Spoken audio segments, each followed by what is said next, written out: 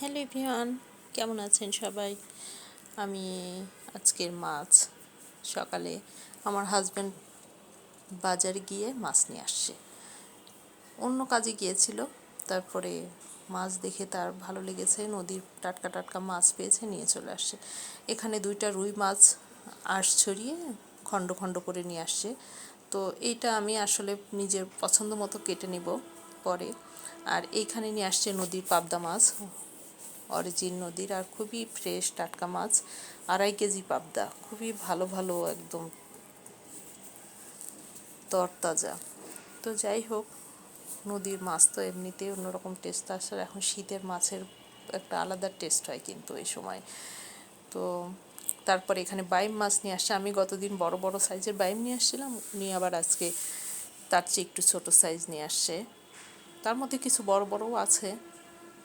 তো এইগুলা নদীর মাছের কথা কি বলবো, আমরা আসলে ছোটবেলা থেকে এই ধরনের মাছ এত বেশি খেয়েছি। আমাদের বাড়ির পাশে নদী, আবার আমার হাজব্যান্ডেরও বাড়ির পাশে নদী।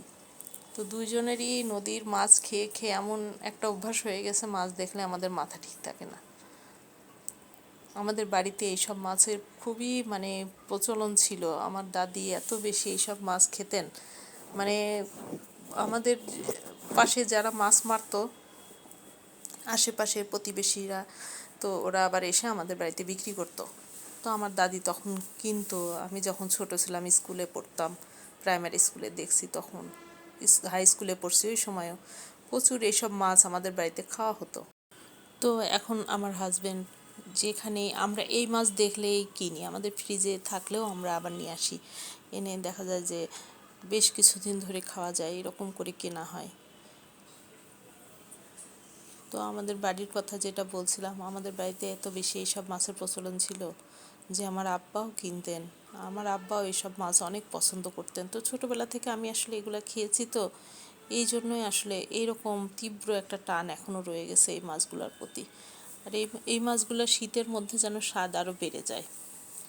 নদীর সব অরিজিনাল মাছ, এগুলো দেখতেও ভালো লাগে, আর খেতে তো যে অমৃত স্বাদ লাগে সেটা তো বলার বাহুল্য। তো আজকে পর্যন্তই, সবাই ভালো থাকেন, stay fine, be happy and stay Jannatul Jibon lifestyle. By.